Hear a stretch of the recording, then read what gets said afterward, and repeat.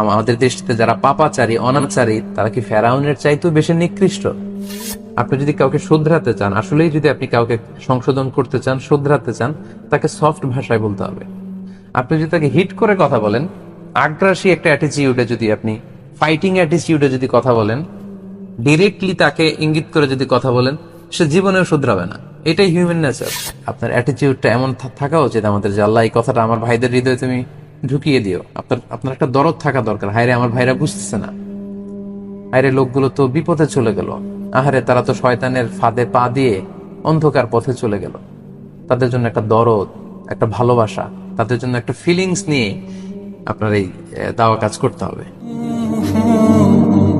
একজন দাঈ ইলাল্লাহর একটা বড় ধরনের বৈশিষ্ট্য হচ্ছে তিনি কোমল ভাষী হবেন।